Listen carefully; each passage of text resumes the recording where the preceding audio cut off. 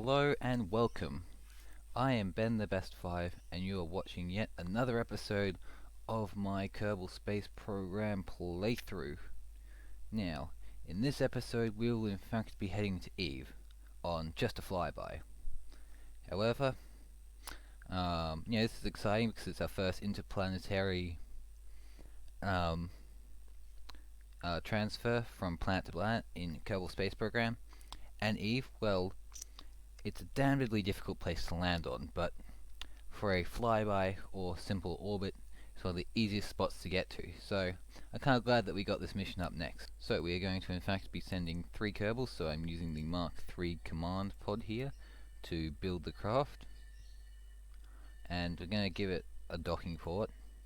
Not because we'll need it, but just because I like to add them. Plus, a docking port allows for the nose cone to be easily removed once we have gotten into orbit, which is, kind of useful because it means that we can shed additional weight which we have no purpose for, because nose cones kind of lose all purpose once we're through the atmosphere. So I guess we can do that. Go ahead and, do that. I've unlocked a lot of engines here, which is good because it means I can build a nice and efficient lower stage as well as upper stage and command module, which is pretty great because, we like that stuff here. We like good, efficient rockets.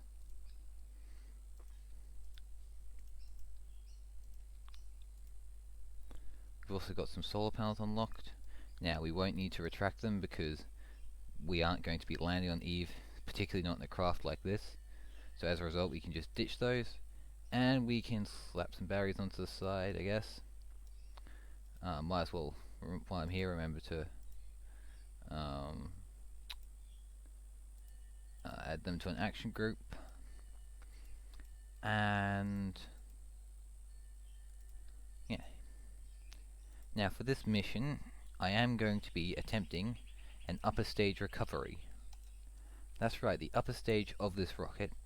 So not the service module of the rocket, but rather the upper stage which will carry us to orbit. I am going to attempt a recovery on. So we're going to take it all the way from orbit, and then we are going to land it, hopefully, if my plan goes to action, we're going to land it off the shores of Kerbin, which should be, nice and exciting to see in action. Now, as you can see here, I'm using an engine plate. That's not actually going to store the engine on it, it's in fact going to store our probe core and some batteries for our probe core on it. Just simply because it's lighter than the service bay, the 2-meter service bay, so we can in fact fit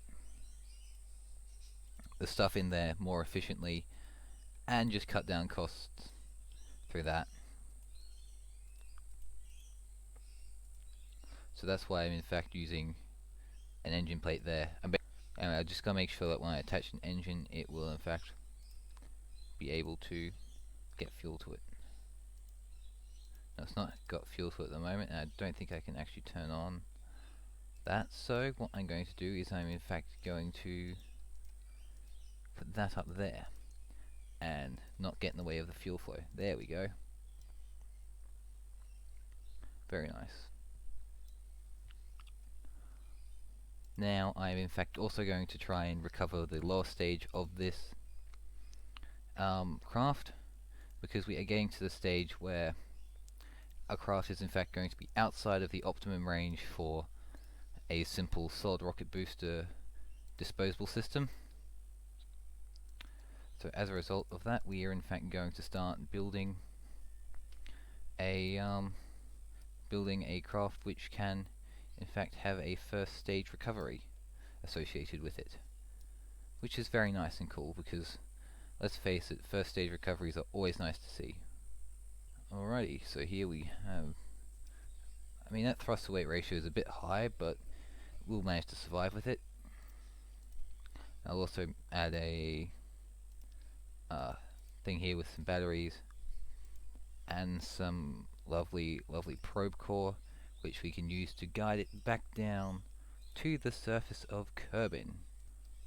Alrighty. We also can't forget parachutes, because parachutes are in fact core behind recovering boosters like this. Now I'm just going to add that many parachutes because on previous experience with boosters which are recovered which are about that size, I'm just going to go ahead and say that that's about the right number of parachutes for a vehicle of that size. However, if you put on a couple of extra, it kind of doesn't matter, particularly with this game.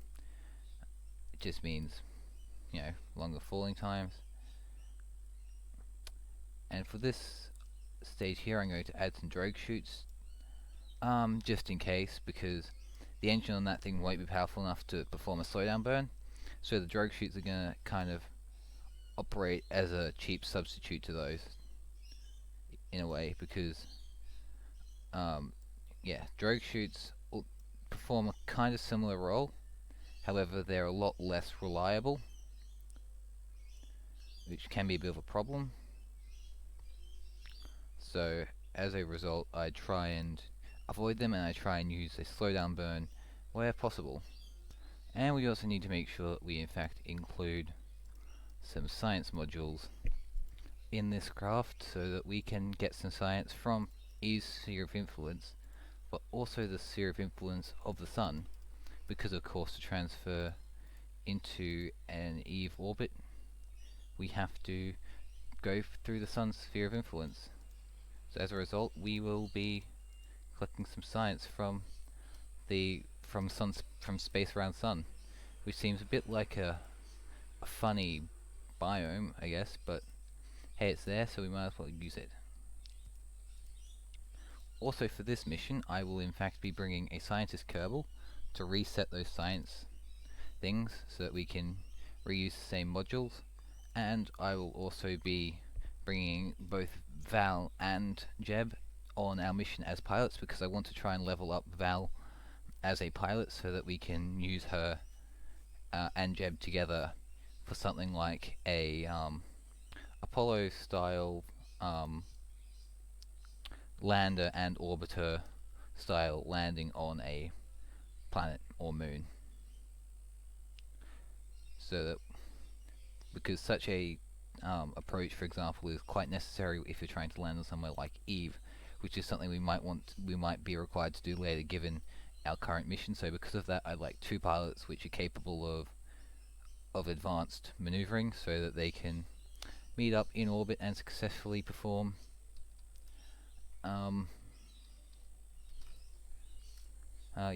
successfully perform such a launch. So here we are launching our rocket, which will hopefully send all of our kerbals, all three of our kerbals, on a flyby of the purple planet. With all three booster stages, well, our lower stage booster being recovered, and our upper stage booster being recovered, and kind of, well, the pod part of the command pod and service module being recovered as well. You know, obviously we aren't going to be recovering the service module part of our crew module, however, that's kind of expected when, you know, launching. That's something that you're always going to lose, even if you are recovering your rocket. Just because those, you can't really protect them adequately from the re-entry heating that occurs. So you just kind of have to expend those. However, we will in fact be able to perform a re-entry of our upper stage and bring it safely back to land, hopefully in the shores just off of the KSC, which will be ideal because it means that we recover it and it's nice and close to the recovery point, which means that we get a nice amount of value back from recovering it.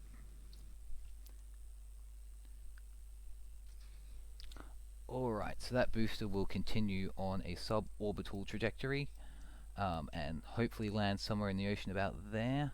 However, we can now use our upper stage to circularize. And then once it's circularized our orbit and we have our command pod in orbit.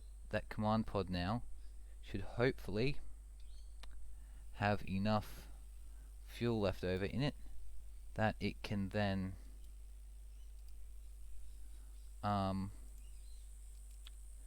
bring itself back down and land safely.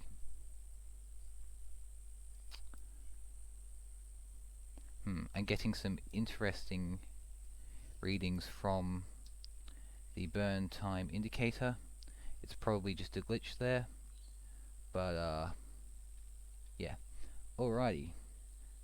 It's not very useful that the burn time indicator as well and stuff like that aren't particularly useful in the when you're in the atmosphere and are about to and you want to perform your burn outside the atmosphere. It's not particularly helpful, particularly if you do have to start your burn slightly in the start on the edge of where the atmosphere ends, because that can really cause some mayhem, particularly with some crafts which have a lower thrust to weight ratio. For example, an SSCO, if you're trying to orbit that, then sometimes you need to start your circularization burn still inside the atmosphere, but yeah, for this case we're going nicely, and we can also go ahead and detach that nose cone, which has decided to not detach itself even after being ejected. It's just a little bit of excess weight we can shed, so I was going to try and shed that if we could once we were out the atmosphere and didn't need it for aerodynamic purposes, but looks like that we won't be being able to do that. And we can also deploy our solar panels now that we are out of the atmosphere and are in space, so we can recharge our batteries and do cool stuff like that.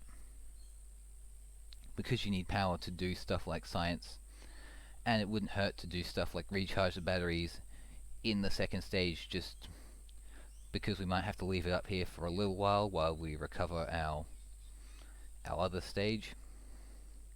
So because of that, we are just going to deploy them now. Plus it looks kind of good, I reckon, just to have some solar panels out.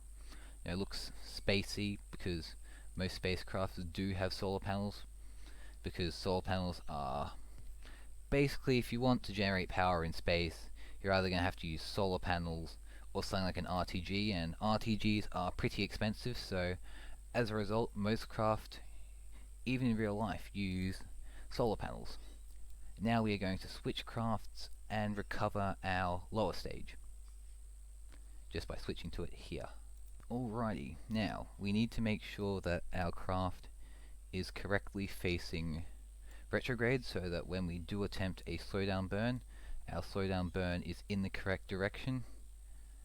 If we end up pointing prograde, then bad. It would in fact mean that our slowdown burn would not be a slowdown burn, it would be an acceleration burn. However, the really weak reaction control system on this, plus the fact that it's hitting the atmosphere, was in fact able to let our booster spin around and face the correct direction. Plus we also have more fuel left over on this stage than I was expecting, which is great because it means we will in fact have ample fuel to perform whatever slowdown or cooldown, whatever burns we need. Recovering this booster should not be hard. In fact, even if the parachutes we have packed are not sufficient, we'll still have enough fuel that we could perhaps leave a little bit of fuel inside the craft, so that we can in fact use our engine to touch down nice and safely. Pseudo SpaceX style. However, I'm pretty sure that I've packed enough parachutes, but hey, just in case, I will leave a little bit of fuel left inside this stage after we perform our routine slowdown burn. Okay, and there we are. We have now slowed down slow enough that we can in fact deploy our parachutes, and we can now just let the booster glide itself down to the ground and then open the parachutes, and we are going to hit the ground at a very nice and soft 5 meters per second. which is excellent, because it means that our booster will be recovered nice and easily. And now I in fact could have performed a propulsive landing because I think I would have had enough fuel. However, I am in fact lazy, and well, why fiddle with something like a propulsive landing which is prone to failures when you can just perform a nice and easy parachute landing? See? Just like that. And we recover. Alright, we get no science for that, however, we get science from later parts. As for our parts, we have in fact recovered it at 80 for basically 85% value, which is excellent, and we have recovered a large amount of funds from it, which is great because it really reduces the cost of performing such a mission. Most of the recovery value is in fact from those vector engines there, which you can see, which were 3/4 of the cost of the booster. Engines are realistically why you would recover a booster to begin with. Alright, and now we have our craft in orbit, and we have that lower stage booster there with more than enough fuel to deorbit itself and come back to land, hopefully in the shores just off the Kerbal Space Center, for maximum efficiency of part value. Now we're gonna perform our burn about here, which means it is in fact time to detach it. Now I've in fact used a stack separator instead of a decoupler here, just simply because we need both sides of it to be accessible, because we need the heat shield of the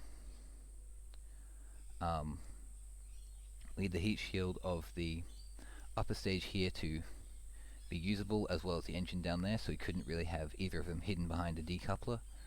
So as a result, I had to use the two-way one. Now as you can, hi!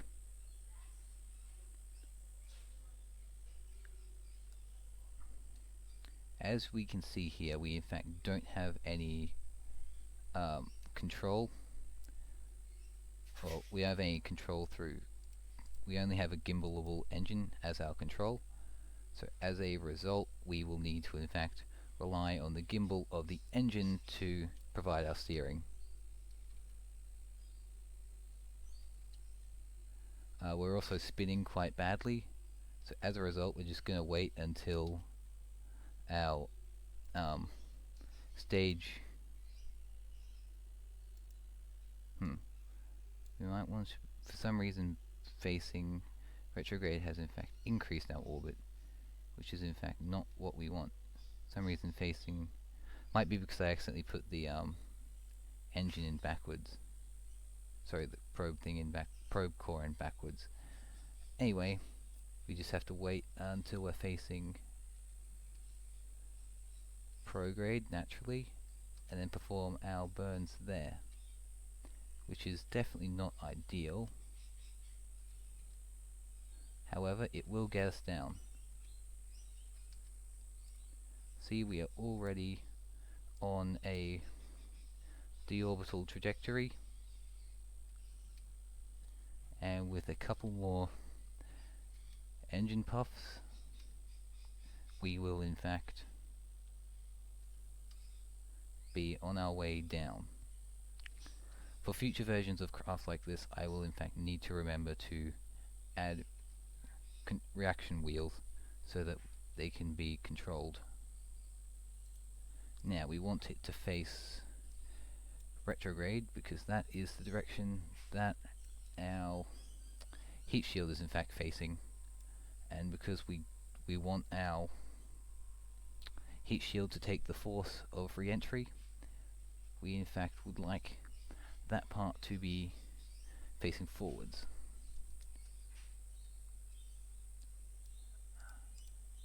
Looks like perhaps the gimbal on this engine is sending us the wrong direction. It must be inverted or something nasty like that. However, we can in fact be sneaky and use this to our advantage, and we have only got physical time warp here, not Ah, so hopefully we in fact hit the atmosphere pointing the correct direction. I am not sure why the engine is behaving this way. Might be some glitch with the game, or maybe I just designed it badly. Either way, this problem will be fixed in future upper stage recovery missions by adding a by adding reaction control wheels to the vessel.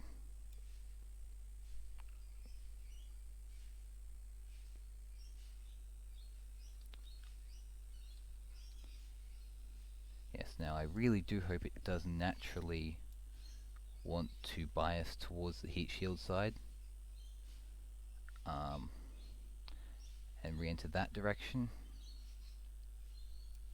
However, if it doesn't, if it ends up pointing towards the engine side, which it looks like it's going to, that's not necessarily terrible, because engines in this game do have a little bit of heat tolerance built into them, and it looks like we are, and we do have a little bit of fuel left over, so we could in fact use our engine to try and slow ourselves down, I guess.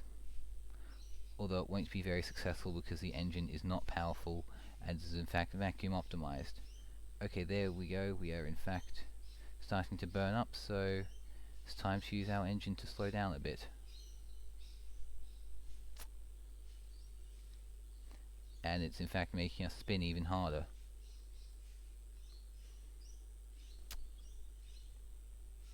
However, we are slowing down, so by it looks like we might make it down, maybe, just by being lucky and spinning and being able to just stop ourselves from overheating.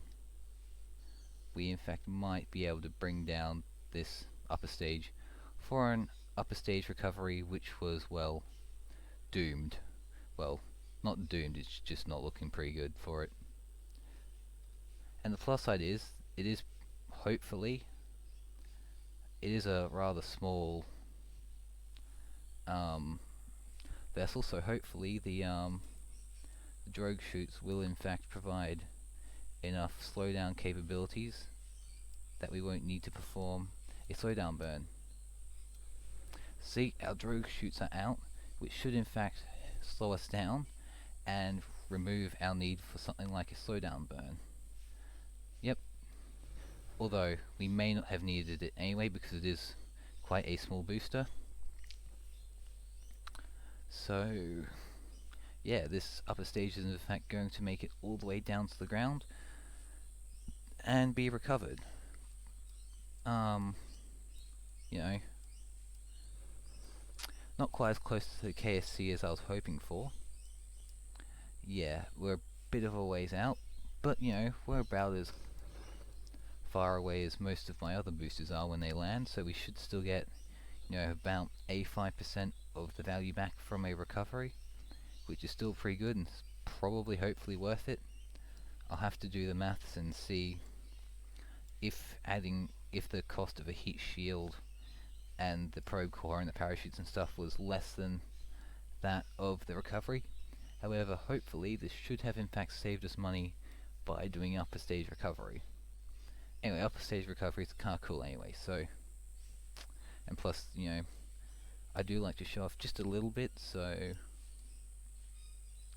yeah, here it comes.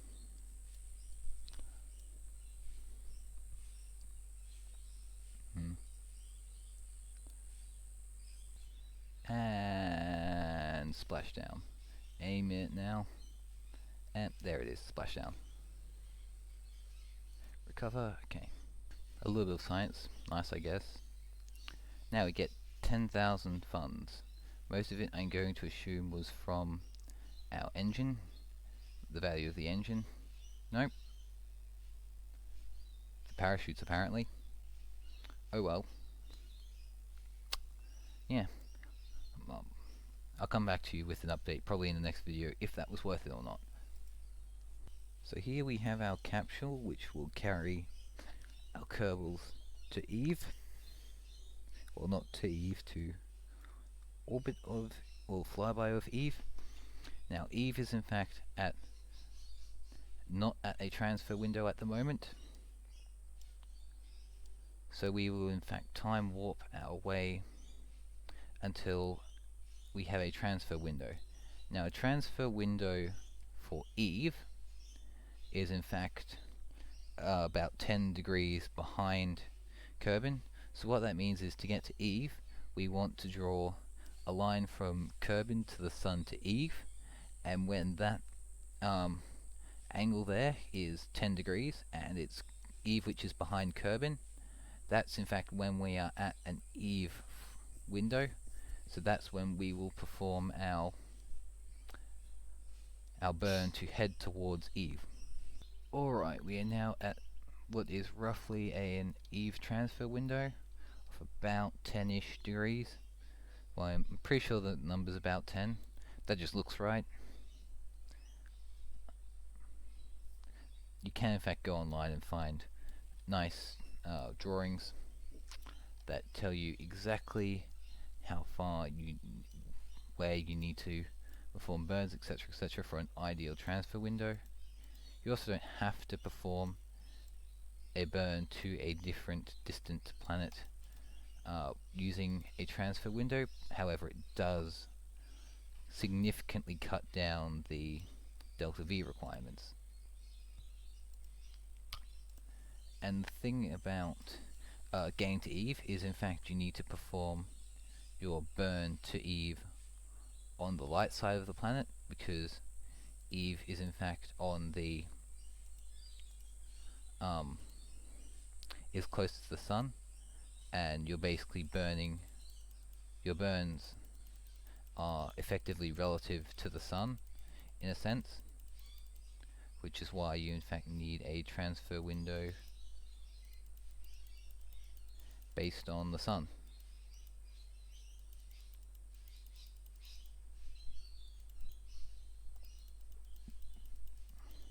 Now I'm just fiddling around with maneuver nodes here to get an encounter.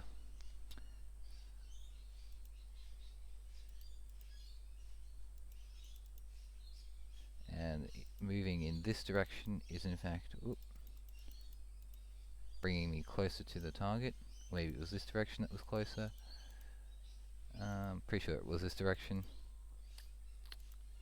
Just by changing where your node is on your orbit will in fact greatly and adversely, that's not the right word, well, it could be the right word depending on how well things are going. Anyway, it has an effect on where your node ends up going. And here we have an Eve encounter. Now we are in fact going to warp to it, and to get to it we basically are going to just be burning progrades, so it's going to be quite a long burn. However, we should be able to just hold prograde and get there, because the amount that we'll end up burning below the maneuver node and the amount that we end up burning above it should equal out once we are finished our burn.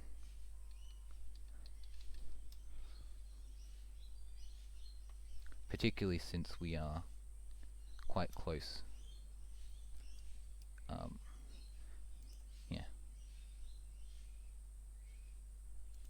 Now I'm just going to focus my view here on Eve, so that we can basically, as soon as we see, because we're not going for anything particular like an orbit or a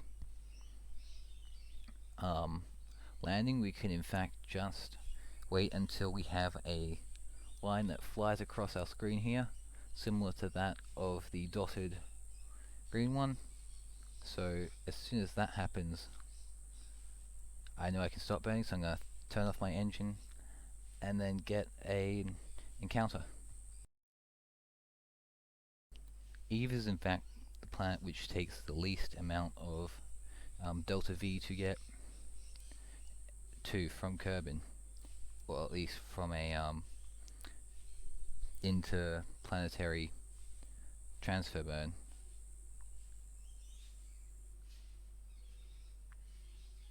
There we go.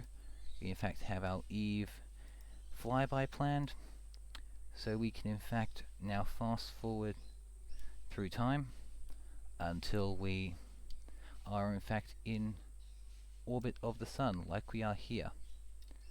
Now I'm going to stop and quickly, whilst in orbit of the Sun, I am in fact going to perform some science, just because the moon, well sorry, sun, not moon, is in fact a unique place where you can get a new biome.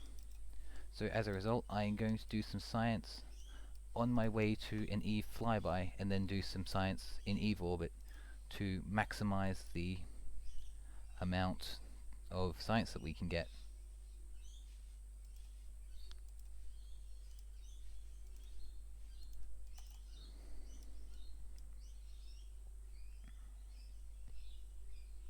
Now we're going to send Bob here on an EVA. He's going to do an EVA report, and he's also going to reset and collect the science.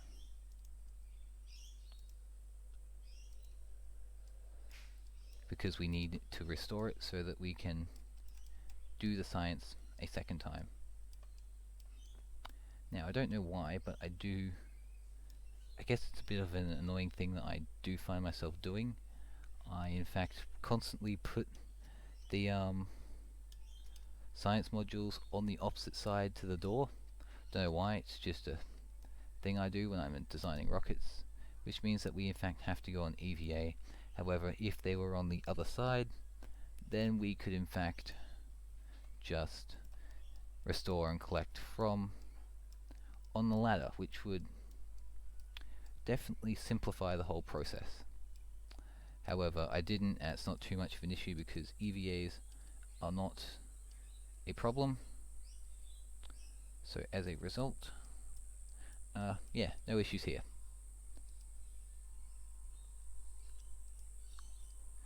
Alrighty, we have our data stored, so we can go ahead and send our scientist Kerbal back into our mothership for, you know,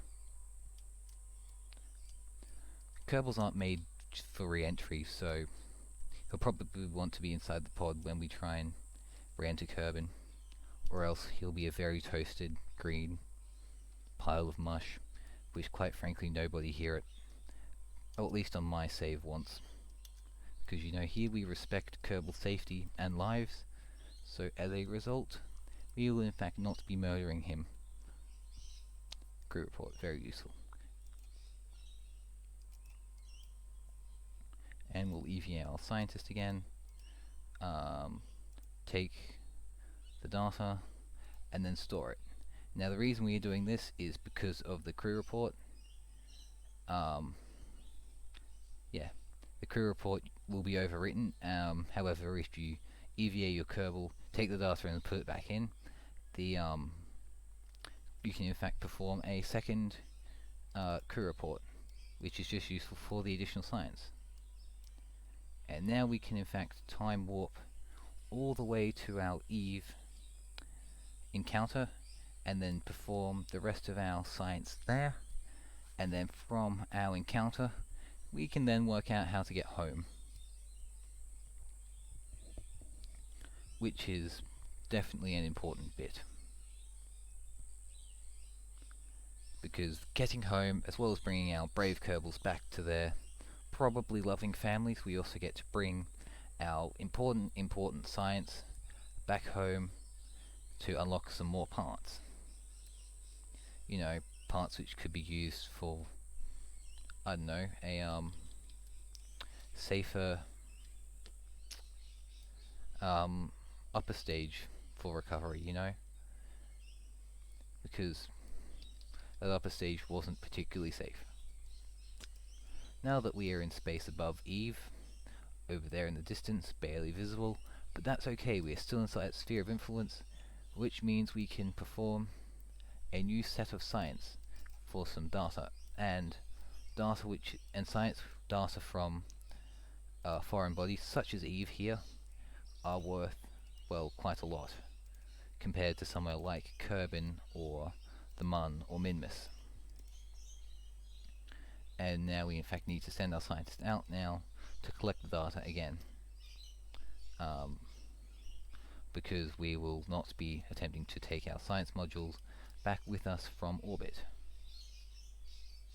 particularly since we are going to be hitting the atmosphere very, very fast, because it will be via well, it's going to be directly from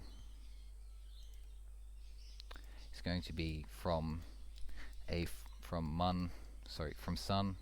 They rhyme, so I get the two words mixed up all of the time, so I apologize in advance if I do in fact say one when I mean the other. So yes, where was I? On a tangent, probably. Anyway, oh yes, we'll be coming in with a lot of velocity because we won't be bothered circularizing around Kerbin before we hit its atmosphere. We're just gonna go straight in. So as a result, we need to do that. Alright, so now it's time to fly back to Kerbin. Now we can already see here that we've already got an encounter with it because we are passing through its orbit. So now I in fact need to kind of alter my orbit so that we are colliding with it in a sense. What was that? Who knows? Because we would in fact very much like to collide with it, because that's the easiest way to get home, believe it or not, is by deliberately smashing into the surface, because we have a heat shield which will bring us through the atmosphere pretty safely, combined with parachutes to lower us down once we've re-entered, as well as air resistance. That'll greatly help with our efforts to slow down. Alright, after many minutes of painful maneuver node planning, we finally have a thing to get us back to Kerbin. It's a bit rough, but heat shields in this game are very powerful, so it hopefully shouldn't be a problem. By me, if it is, quick save. Always remember to quick save, specifically if you're about to attempt something possibly very dangerous. Also had to play around with radial in, radial out, prograde, retrograde, and normal anti-normal, which means that our burn, we can't use our built-in markers to help us point in the correct direction. Yes.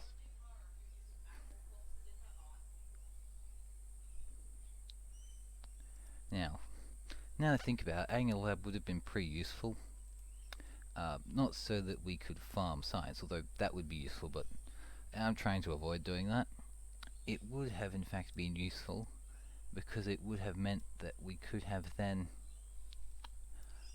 leveled up our kerbals, and by going on a sun orbit we would have in fact leveled them up sufficiently that they would be able to track a maneuver marker, which would have been, well, very helpful. But unfortunately this is not the case, and plus a lab, it's like 5 tons or something, which is extra capacity for our lifting rocket, which, I mean, we did have some leftover fuel in the lower stage, but probably not enough to add a whole extra 5 tons worth of mass to our vehicle.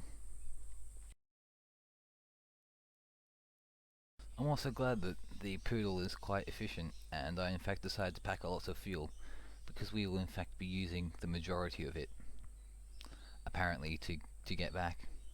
Which is fine, you know. It's good that I packed lots. Yeah.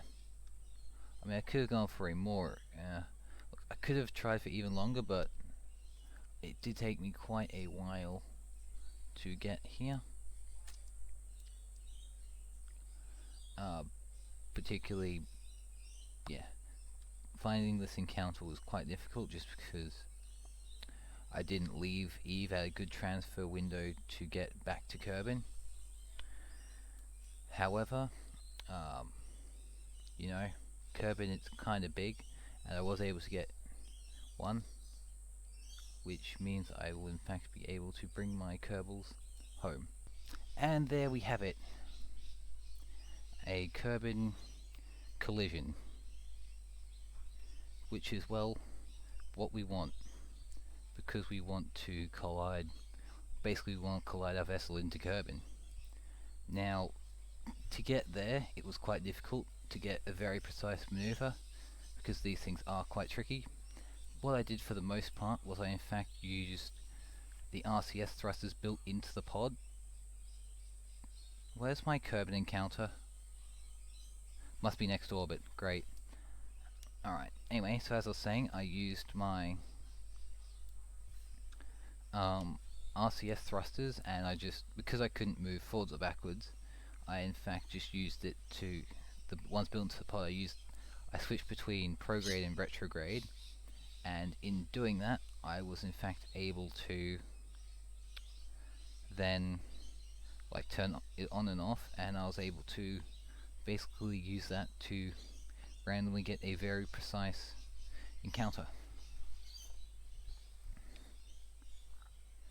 And yes, RCS blocks are in fact useful for more than just docking.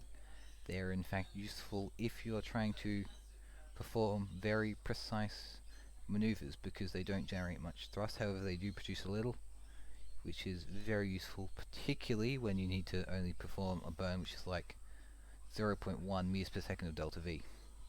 I have in fact realized now that I, well, rather sillily, forgot to mount parachutes onto my pod, which will in fact jeopardize my kerbals very badly, very dangerous. I should have remembered parachutes, because, yeah, parachutes are important. However, our kerbals do in fact come with parachutes built in, which means that I am in fact going to have to EVA them once I have re-entered, and then I can in fact land them on Kerbin's south pole by using their built-in parachutes, which is risky, and I, yes, wish I didn't have to do that. However, I was big silly and I forgot to put parachutes on the pod, so yes, that's what we will be doing.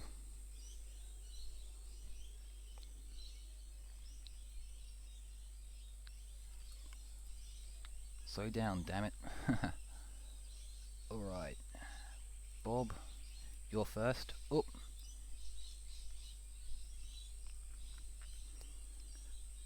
you can now EVA 2.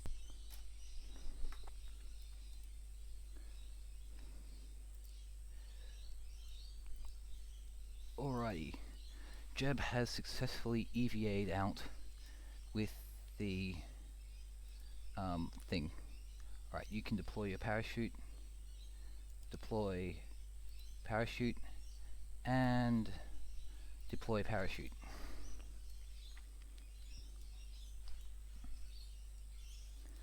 Alright, Jeb, capsule, so Bob.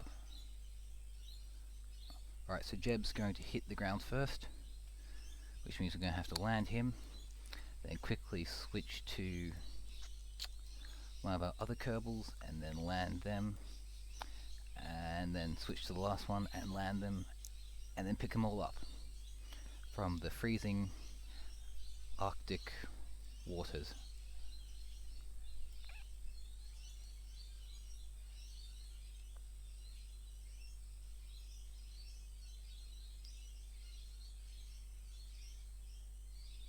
And they're in fact all about 1,000 meters apart, which is pretty good. Should hopefully give me enough time to land each one individually.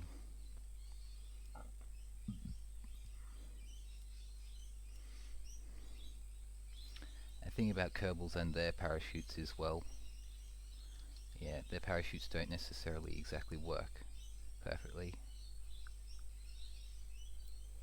And they can end up flying out of each other's physics range, so we in fact want them to be chasing each other, in a sense, so that they are all facing in the same direction. Okay, so he's at 900 meters, she's at 800, alright, he's at 800, so we're going to in fact make him fall down first.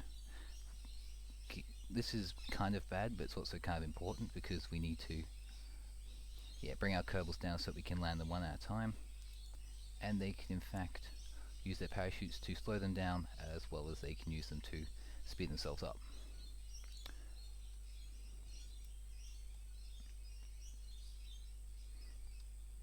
And we in fact do need to make him come down nice and quickly so that we in fact have enough time to save our other kerbals. Because, well, these parachutes, I mean, they do kind of work for rescues, they aren't perfect, so they won't just automatically bring a kerbal down safely. Alright, Jeb's down. Let's rescue Val next. And she will in fact have to do a dive again, just so that we have enough time to pick up Bob, our scientist kerbal.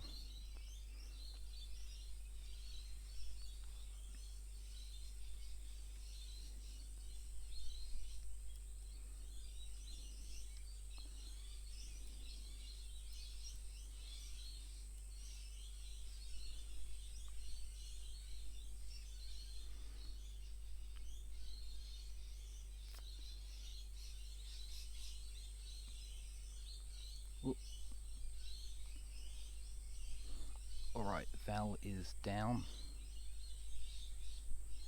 And there's Valentina down there, and there's Jeb, both safely down.